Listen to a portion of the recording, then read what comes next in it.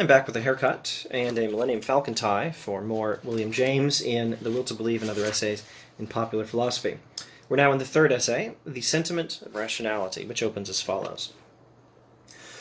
What is the task which philosophers set themselves to perform, and why do they philosophize at all? Almost everyone will immediately reply, they desire to attain a conception of the frame of things which shall on the whole be more rational than that somewhat chaotic view which everyone by nature carries about with him under his hat. What's the point of philosophy? The point is to give a rational account of things, to give an explanation of reality that is a rational one. But suppose this rational conception attained, how is the philosopher to recognize it for what it is, not let it slip through ignorance? The only answer can be that he'll recognize its rationality as he recognizes everything else, by certain subjective marks with which it affects him. When he gets the marks, he may know that he has got the rationality. How do we know a rational account? What's the point of philosophy? To give a rational account of things. How do you recognize an account that's rational? How do you distinguish it from some other account that's not rational? Only by certain characteristics of the account. And to be a little more precise, not certain characteristics of the account, but certain characteristics of our interaction with the account, how the account affects us. How do you recognize a rational account? The only answer can be he'll recognize its rationality as he recognizes everything else by certain subjective marks with which it affects him. How do you recognize anything at all but by certain subjective experiences? How do I know that the tea is hot? It's by the subjective experience of feeling the heat. Now, the heat itself is, well, perhaps best described as some tendency, some characteristic of molecules in rapid motion or some such. Whatever is the current theory of heat in physics, the caloric theory is gone, and I believe the current theory has something to do with rapid molecular motion. Well, that's what the heat is, I suppose. But how do I recognize the fact that the tea is hot? Only by subjective experiences, by how it feels to me. You recognize objective facts by subjective experiences. That's normal. We're not abandoning objectivity. No, quite the contrary. We're just realizing that objective things are known by means of subjective experiences. Now, what sort of subjective experiences are those by which we can recognize the rationality of an account of things? What then are the marks? A strong feeling of ease, peace, rest is one of them. The transition from a state of puzzle and perplexity to rational comprehension is full of lively relief and pleasure. So there's a characteristic of a rational account. It gives us a feeling of ease, peace, and rest. To transition to a rational account from a less rational one is to transition from a state of puzzle and perplexity to rational comprehension. Now James is going to entertain an objection to what he said so far. But this relief seems to be a negative rather than a positive character. Shall we then say that the feeling of rationality is constituted merely by the absence of any feeling of irrationality? He suggests this objection that surely there ought to be a positive account of what makes an account a rational account. It shouldn't just be that there's some absence of trouble associated with the account. And James responds, I think there are very good grounds for upholding such a view, for disagreeing with the objection, for saying that an absence of puzzle and perplexity and a mere feeling of ease, peace, rest is enough. There are very good grounds for upholding such a view. All feeling whatever, in the light of certain recent psychological speculation, seems to depend for its physical condition not on simple discharge of nerve currents, but on their discharge under arrest, impediment, or resistance. Just as we feel no particular pleasure when we breathe freely, but a very intense feeling of distress when the respiratory motions are prevented, so any unobstructed tendency to action discharges itself without the production of much cogitative accompaniment, and any perfectly fluent course of thought awakens but little feeling, but when the movement is inhibited, or when the thought meets with difficulties, we experience distress. It is only when the distress is upon us that we can be said to strive, to crave, or to aspire. When enjoying plenary freedom, either in the way of motion or of thought, we are in a sort of anesthetic state, in which we might say with Walt Whitman, if we cared to say anything about ourselves at such time, I am sufficient as I am.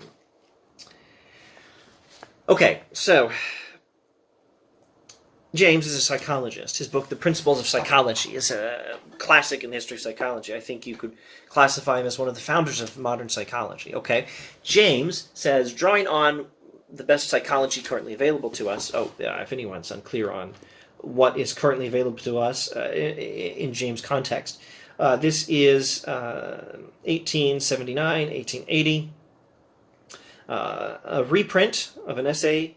A reprint of an address to the Harvard Philosophical Club delivered in 1880 and published in the Princeton Review, July 1882.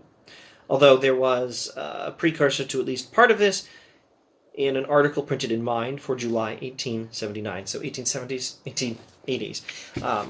Based on the best psychology available in the 1880s, late 1800s, all human feeling depends less on the positive than on the negative. Feeling seems to depend, for its physical condition, on the discharge of nerve currents under rest, impediment, or resistance. Perfect illustration, breathing. When we are breathing freely, we're not normally very happy with it. We only have feelings related to breathing when we're not breathing freely, or when we've just begun to breathe freely again. We have feelings of distress. We have feelings of pain when we're not breathing freely. And we have feelings of pleasure when we pass from a state of breathing with difficulty to breathing freely. And in both cases, all the feelings by which we evaluate the situation are based largely on the negative, not on the positive. And the same is true of thought. When the thought meets with difficulties, we experience distress. Any perfectly fluent course of thought awakens but little feeling. So an experience of breathing in which we feel next to nothing. We're just doing it, we barely even notice it if we're not paying attention. A feeling of breathing at rest, that's how you know good breathing. A feeling of thinking at rest is how you know good thinking. A feeling of not having any bad feelings about your thought, or a feeling of relief having passed from a state of perplexity to a state of comprehension. That's how you know a good thought or good pattern of thought. That's how you know a rational account. What is a rational thought? What is a rational account? It's one where you can think freely without feeling any distress from perplexity and so on. This feeling of the sufficiency of the present moment, of its absoluteness, this absence of all need to explain it, account for it, or justify it, is what I call the sentiment of rationality. Rationality is a sentiment, and that is indeed the title of the essay. So, what you must not do is think that he's saying there's no objective criterion for rationality. There's still a very important distinction. In fact, his point is not to question this, but to uphold this, I think. There's a very important distinction between a rational account and a non-rational account. And what we're dealing with here is an understanding of the fact that our perception of facts is a subjective thing. How do I know that the tea is warm? I know it by feeling. I know it by how it feels in my hands. I know by how it feels when I drink it. Now, my feeling is not the same thing as heat. Ask a physicist what heat is, something about molecular motion, I believe. But I know the fact that the tea is warm by my subjective experience when I interact with the tea. How do you know that an account is rational? By your subjective experiences. This is how we know everything. How is a philosopher to know a rational account from a non-rational one? Same way he recognizes everything else, by certain subjective marks with which it affects him. So, we know the facts by subjective experience. And this is how we know objective facts. All right, what else do I need to say? Let's talk about the spectator theory of knowledge. Maybe the best way of explaining the very idea of American pragmatism is to talk about the spectator theory of knowledge and explain the pragmatist alternative. One way of understanding knowledge is to illustrate it with the illustration of spectator sports. So here's the field, or the pitch, and here's the stands, the bleachers, what else do we call them? The stadium. Here's where you sit and watch the game. Here's the game out on the field or on the pitch. And this is what knowing is like. There's the human knower and there's the world. We know the world from a position apart from the world. That's the spectator theory of knowledge. The pragmatists object. They say the world is something we are a part of. Knowledge is not a spectator sport. We, the knowers, are not up here in the stands, separate from the world, watching the world, apart from the world. We are down here in the world. We know the world by interacting with the world, of which we are a part. That's how knowledge works. So, how do you know when you're breathing freely or when you're not? By certain subjective experiences from your interaction, the interaction of you, the perceiving person, with the state of your body. How do you know the rationality of an account? By the reaction of you, the perceiving, the thinking mind, maybe we should just say the thinking person. Let's not imply some dualism of mind and body. That's a metaphysics question for a different time and place. The thinking, perceiving person, know the rationality of an account, or the lack thereof, by the subjective experience of interacting with it. And this feeling of the sufficiency of the present moment, of its absoluteness, this absence of all need to explain it, account for it, or justify it, is what I call the sentiment of rationality. Rationality is a sentiment. Rationality is rooted in human passion.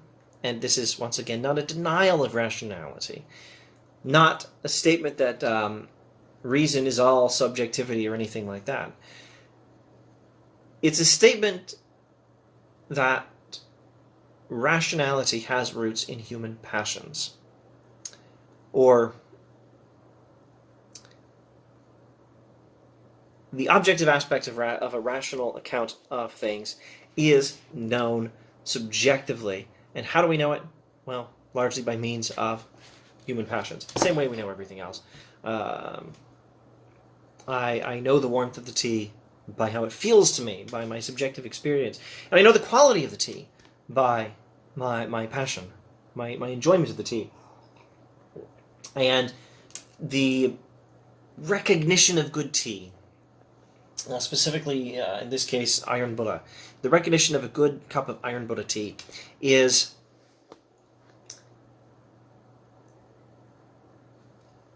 a sentiment based on my interactions with the tea.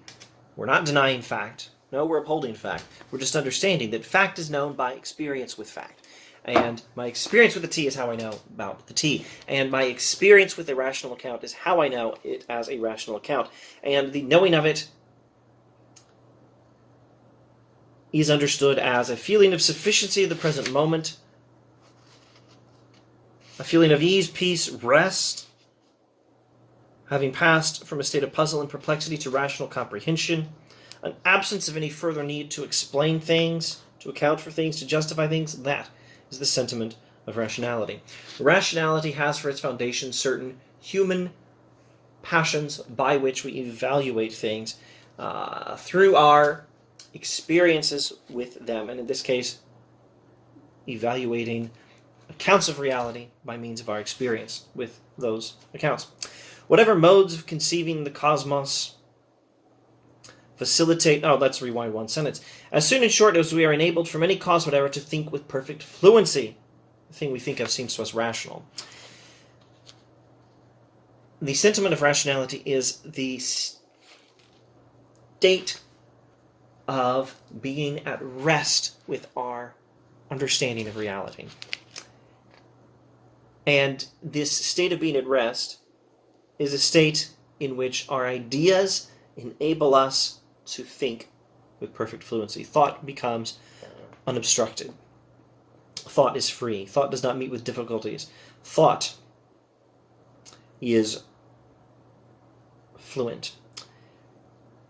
It means it flows unobstructed. Thought can flow unobstructed. Whatever modes of conceiving the cosmos facilitate this fluency produce the sentiment of rationality. Conceived in such modes, being vouches for itself and needs no further philosophic formulation, but this fluency, this sentiment of rationality, this unobstructed state of thought may be obtained in various ways, and first I'll take up the theoretic way, and this video is quite long enough. So presumably, if we proceed in similar fashion, we will look at what he says about the theoretical way of trying to achieve this sentiment of rationality, this feeling of rest and satisfaction with our accounts of reality. And then we'll look at other ways.